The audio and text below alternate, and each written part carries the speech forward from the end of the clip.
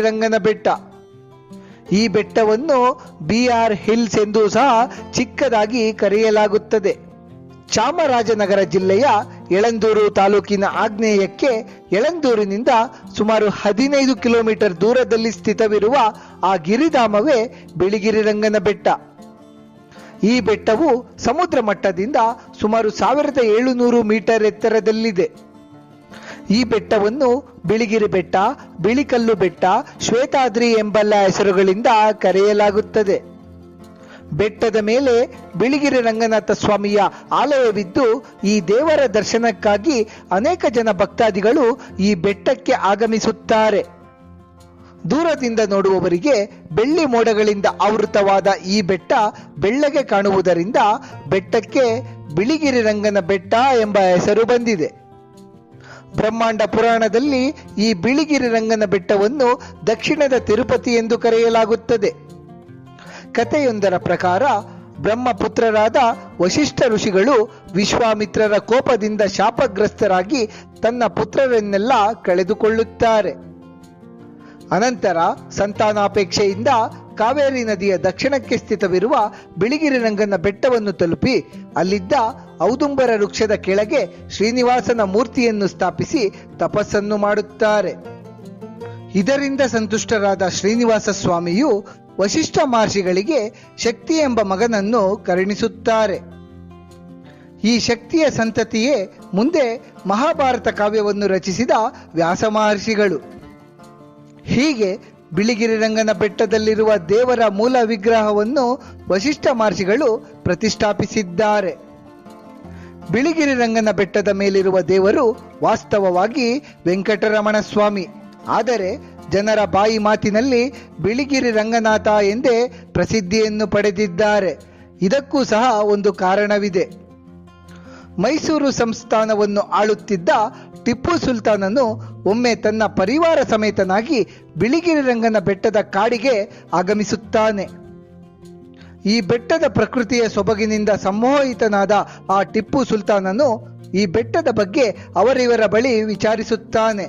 ಆಗ ಆತನಿಗೆ ಬೆಟ್ಟದ ಮೇಲೆ ರಂಗನಾಥ ಸ್ವಾಮಿಯ ದೇವಾಲಯ ಇರುವುದಾಗಿ ಯಾರೋ ಒಬ್ಬರು ತಿಳಿಸುತ್ತಾರೆ. ತನ್ನ ಸಾಮ್ರಾಜ್ಯದ ರಾಜಧಾನಿಯಾಗಿರುವ ಶ್ರೀರಂಗಪಟ್ಟಣದಲ್ಲಿರುವ ರಂಗನಾಥ ಸ್ವಾಮಿಯ ಆಲಯದ ಬಗ್ಗೆ ತಿಳಿದಿದ್ದ ಆತನು ಈ ಬೆಟ್ಟದ ಮೇಲೆ ರಂಗನಾಥ ಸ್ವಾಮಿಯ ದೇವಾಲಯವಿದೆ ಎಂದು ತಿಳಿದು ಸಂತುಷ್ಟನಾಗಿ ಭಾರೀ ಕೊಡುಗೆಗಳನ್ನು ನೀಡುತ್ತಾನೆ. ಅಂದಿನಿಂದ ಶ್ರೀನಿವಾಸ ದೇವರ ವಿಗ್ರಹವನ್ನು ರಂಗನಾಥ ದೇವರೆಂದೇ ಕರೆಯಲಾಗುತ್ತದೆ.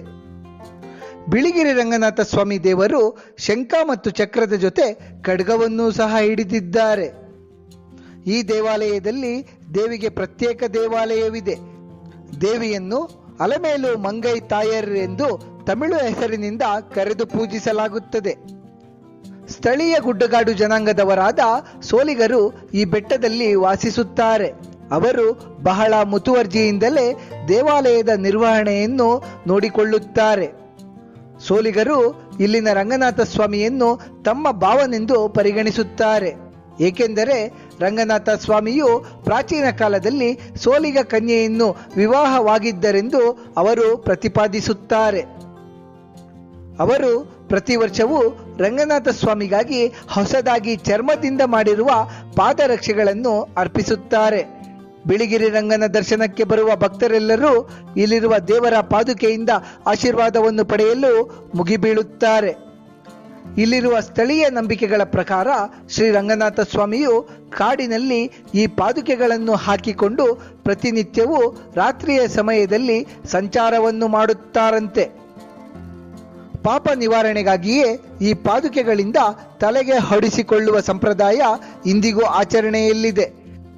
ಬಿಳಿಗಿರಿ ರಂಗನಾಥ ಸ್ವಾಮಿಯ ಬೆಟ್ಟ ಕೇವಲ ಧಾರ್ಮಿಕ ತಾಣ ಮಾತ್ರವಲ್ಲದೆ ತನ್ನ ಅಲೌಕಿಕ ಸೌಂದರ್ಯದಿಂದಾಗಿ ನಿಸರ್ಗ ಪ್ರಿಯರನ್ನು ಮಂತ್ರಮುಗ್ಧಗೊಳಿಸುವ ತಾಣವಾಗಿದೆ. ದೇವಾಲಯದ ಬಲಭಾಗದಲ್ಲಿ ಭಾರೀ ಕಣಿವೆ ಇದೆ. ದೇವಾಲಯದ ಗೋಡೆಗಳಿಗೆ ಹೊಂದಿಕೊಂಡಿರುವಂತೆ ವಿಶಾಲವಾದ ವೀಕ್ಷಣಾ ಸ್ಥಳವಿದೆ. ಇಲ್ಲಿನಿಂದ ಕಣಿವೆಯ ದೃಶ್ಯವನ್ನು ನೋಡುವುದು ಒಂದು ಆನಂದವನ್ನೇ ನೀಡುತ್ತದೆ.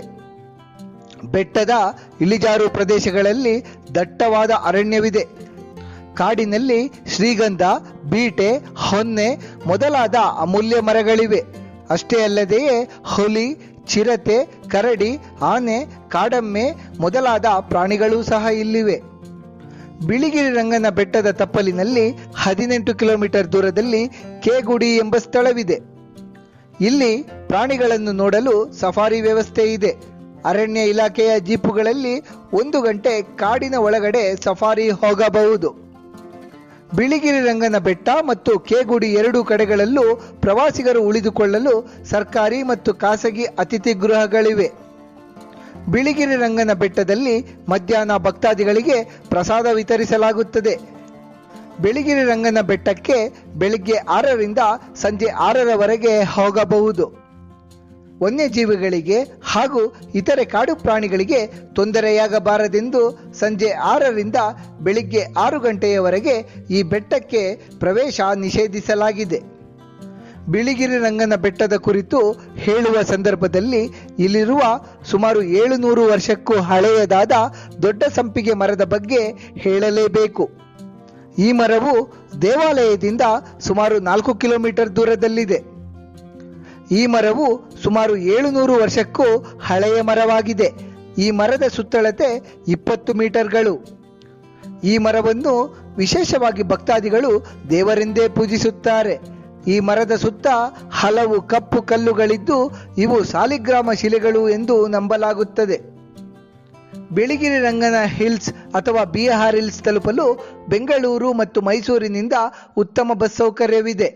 ಈ ಸ್ಥಳ ರಾಜಧಾನಿ ಬೆಂಗಳೂರಿನಿಂದ ಸುಮಾರು 250 ಕಿಲೋಮೀಟರ್ ಹಾಗೂ ಮೈಸೂರಿನಿಂದ ಸುಮಾರು 120 ಕಿಲೋಮೀಟರ್ ದೂರದಲ್ಲಿದೆ. ನಮ್ಮ ಕನ್ನಡ ನಾಡಿನ ಕಾನನ ಪ್ರಿಯರಿಗೆ ಸಂತೋಷವನ್ನು ನೀಡುವ ಬಿಳಿಗಿರಿ ರಂಗನ ಬೆಟ್ಟದ ಪರಿಚಯವನ್ನು ಮಾಡಿಕೊಂಡ ನಮಗೆಲ್ಲರಿಗೂ ಆ ಭಗವಂತನ ಕೃಪಾ ಕಟಾಕ್ಷವು ಸದಾಕಾಲ ಇರಲೆಂದು ಕೇಳಿಕೊಳ್ಳುತ್ತಾ ಈ ಕಿರುಪರಿಚಯವನ್ನು ಮುಗಿಸುತ್ತೇನೆ.